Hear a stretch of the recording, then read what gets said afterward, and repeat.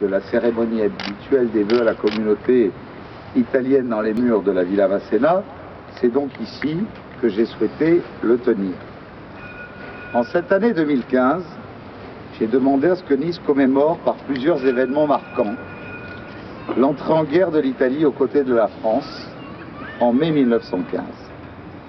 Et la cérémonie de ce matin est le premier de ces événements, avant la grande exposition sur Nice et l'Italie dans la guerre, qui ouvrira au moment précis de la date commémorative. C'est en cela que j'ai voulu rétablir l'ordre des choses ici et maintenant.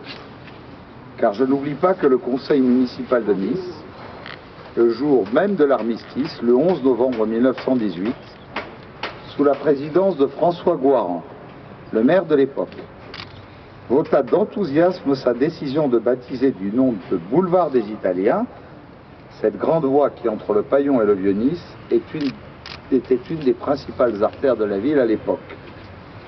Ce vote, il était inspiré par le sacrifice des deux petits-fils de Garibaldi, morts pour la France avant même l'entrée en guerre de leur pays, à l'hiver 1914-1915.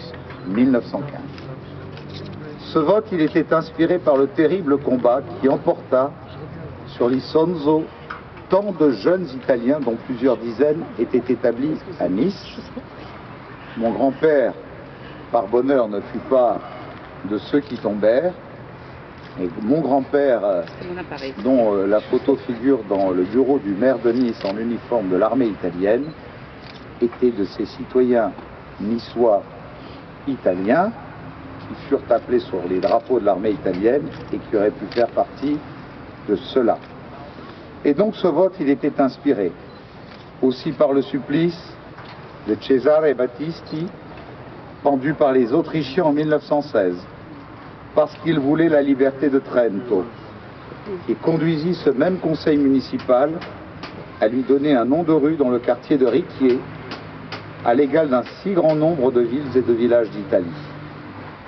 Et ce vote enfin se conclut par cette phrase du général Goarand, que je reprendrai volontiers aujourd'hui à mon compte. Honneur et gloire à nos frères italiens.